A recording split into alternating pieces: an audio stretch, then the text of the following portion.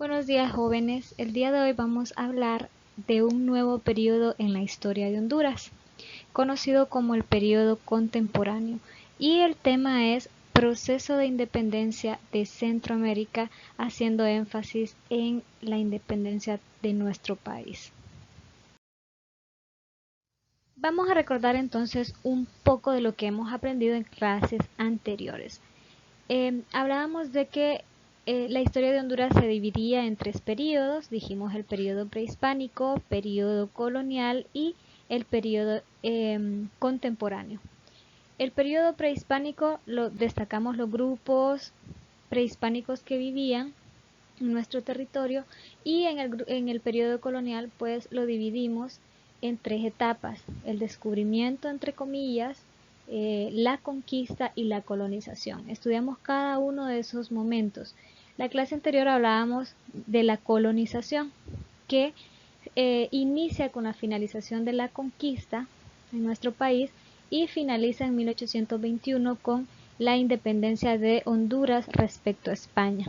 Otra de las cosas que vimos es que dentro de algunas características de este momento histórico podemos destacar la llegada de nuevos grupos sociales, como por ejemplo los misquitos y los garífunas, que no los estudiamos como parte de los grupos prehispánicos porque llegan después de este periodo. Se da también el mestizaje. Ya dijimos a qué se refería el mestizaje, y donde se crearon nuevos grupos o castas sociales como los mestizos, los zambos y los mulatos. Hablamos también del poder de la iglesia, que dijimos que tenía un gran poder económico, pero además del poder económico, su influencia era muy importante para el sometimiento de los indígenas a través de la religión. Se dio lo que se conoce como sincretismo cultural entre la cultura española y las culturas prehispánicas, y actualmente ese sincretismo también sigue prevaleciendo o se sigue dando en nuestra sociedad. Y una de los aportes, por llamarlo de alguna manera, es el idioma español que hablamos los hondureños como parte de ese proceso histórico. Cabe decir que ya nuestros grupos prehispánicos pues ya tenían su propio lenguaje. Existieron algunos personajes importantes que defendieron a los indígenas de los malos tratos de los españoles, y lograron la creación de las leyes nuevas en 1542, que también hablamos de eso. Dijimos también que la economía se basaba principalmente en lo que era la minería y la agronomía. Los elementos artísticos que se dieron durante la época fue el arte escultórico, pictórico, arquitectura, orfebrería y platería, y estaban estrechamente relacionados con la iglesia.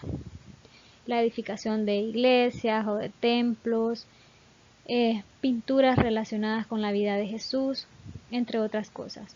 Los problemas de España y sus colonias en América, así como el descontento de los criollos, hicieron posible que se diera inicio al momento histórico conocido como la independencia. Esos fueron algunos elementos que vimos en la clase anterior y que es importante que recordemos. Vamos ahora, ¿qué sabemos del nuevo tema? Vamos a ver, ¿qué celebramos el 15 de septiembre de cada año en nuestro país?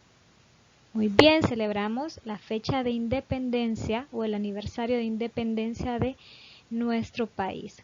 ¿Sabes a qué nos referimos cuando hablamos con independencia de Honduras? ¿Sabes cuántas independencias ha tenido Honduras? ¿En qué año se dio la independencia de Honduras respecto a España? ¿Qué personajes participaron? ¿Qué causas influyeron para que nos independizáramos de España? Estas son algunas preguntas de exploración de conocimientos.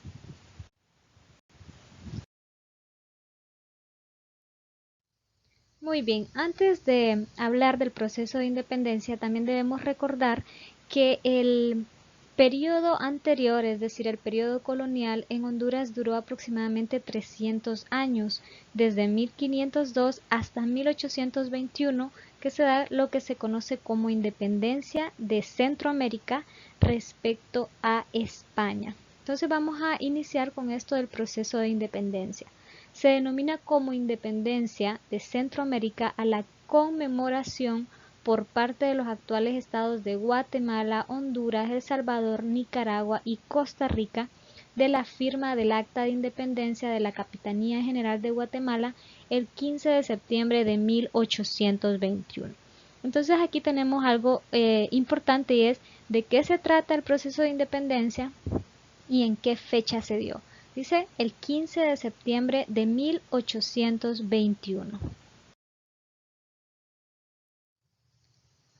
Vamos a hablar un poquito del panorama social y económico de Centroamérica al momento de la independencia. Para 1820, un año antes de la independencia de Centroamérica respecto a España, Centroamérica contaba con una población aproximada de 1 millón de habitantes. La mayoría eran indígenas, unos 646.666. En mestizos y negros había una población también aproximada de 313.334 habitantes, y de blancos una población de 40.000 aproximadamente. Entonces, si se fijan en esos datos, la mayoría eran negros, mestizos e indios, y tenían una característica que estaban empobrecidos. Si recuerdan, ellos estaban casi en la base de la pirámide social, y arriba de la pirámide social teníamos a una minoría que eran los blancos. Estos blancos monopolizaban las fuentes de riqueza y el gobierno colonial. Sin embargo, eran una minoría. Aquí pueden ver que obviamente estas clases sociales, negros, mestizos e indios, pues se sentían incómodos porque a pesar de ser mayoría estaban empobrecidos. Sin embargo, tenemos que decir que esas clases subordinadas no tienen un liderazgo dentro de lo que fue el proceso de independencia, no tuvieron un gran liderazgo, y sí participaron del proceso de independencia, pero estas fueron dirigidas por esta clase blanca, por los criollos, para obviamente obtener sus propios beneficios, para obtener los beneficios de los criollos. Y es justamente en la clase criolla que surgen dos corrientes: los conservadores y los liberales. Los liberales, por un lado, exigían la libertad de expresión, de culto, de imprenta, la separación de la Iglesia del Estado, la educación laica, la monarquía republicana en oposición al absolutismo del rey o al poder absoluto del rey, y los conservadores, por otro lado, pedían todo lo contrario, decían que la Iglesia y el Estado debían seguir unidos.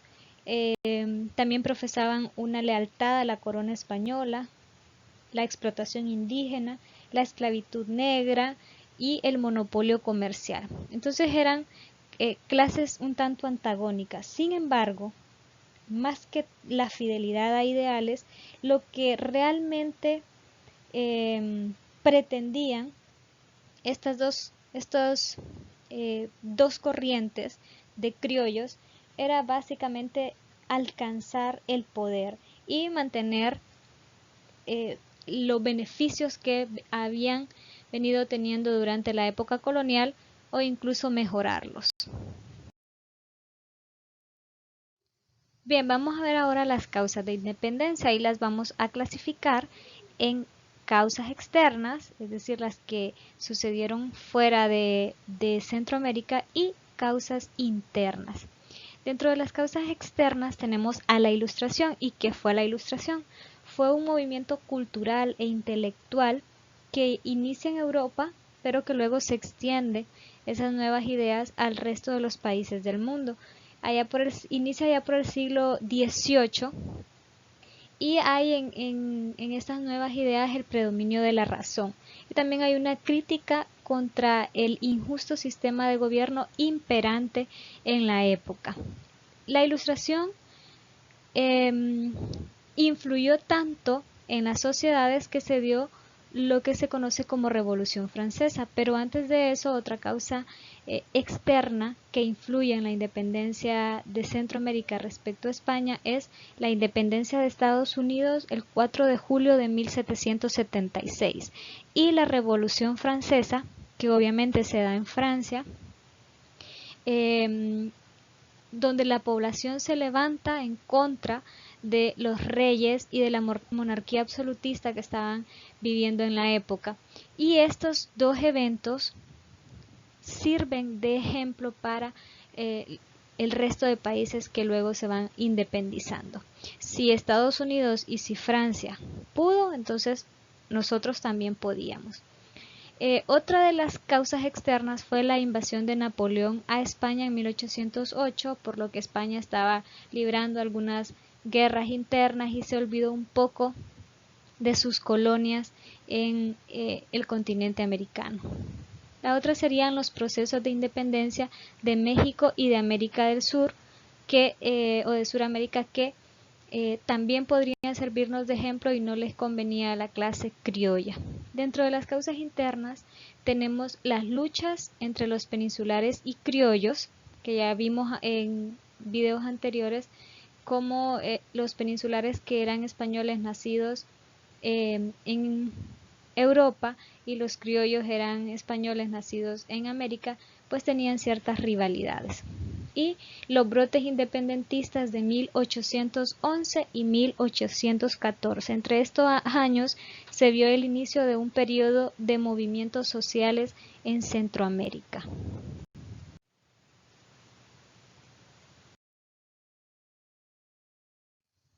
La independencia de Centroamérica. Puntualizando entonces, se dio el 15 de septiembre de 1821. Todos los 15 de septiembre, por ende, salimos a celebrar esta independencia, entre comillas, de Honduras respecto a España, que se dio justamente el 15 de septiembre de 1821. Dentro de los personajes importantes tenemos a José Cecilio del Valle, quien redactó el Acta de Independencia de 1821 y que hoy es considerado un prócer nacional, ¿verdad?, en nuestro país. Lo podemos encontrar en el billete de 100 lempiras. Entonces, quien redactó el Acta de Independencia fue José Cecilio del Valle. También tenemos a Dionisio de Herrera como uno de los próceres, quien redactó el Acta de Independencia de las entonces separadas Comayagua y Tegucigalpa, anunciando el 28 de septiembre en ambas provincias. Recordemos que una vez que llega a Honduras el Acta de Independencia, pues es Dionisio de Herrera quien se encarga de la redacción de esta en nuestro país, porque llega hasta el 28 de septiembre. El acta se firma en Guatemala el 15 de septiembre, sin embargo, llega a nuestro territorio hasta el 28 de septiembre del mismo año, de 1821. Por eso es que el 28 de septiembre celebramos en nuestro país la llegada de los pliegos de independencia. Tenemos aquí a otro personaje que no es hondureño, porque existen muchos, pero solo vamos a mencionar a estos 4. Tenemos a este personaje que se llama José Matías Delgado, no es hondureño, es salvadoreño, pero también participó en la firma de la independencia de Centroamérica. Y también tenemos mujeres, por ejemplo, María Dolores Bedoya, que es una prócer guatemalteca que participó en el movimiento independentista de Centroamérica. Entonces, estos son, por mencionar, algunos de los muchos personajes que participaron en la independencia de Centroamérica, y ellos dos que podemos destacar de su participación de la independencia puntualmente, además de Centroamérica, de nuestro país. Consecuencias inmediatas de la independencia. ¿Qué sucede una vez que Centroamérica, incluyendo a Honduras, se independiza de España? Continuación del sistema colonial de España, es decir, no sufrió grandes cambios. El sistema económico, político y social de nuestro país continúa imperando el sistema colonial español.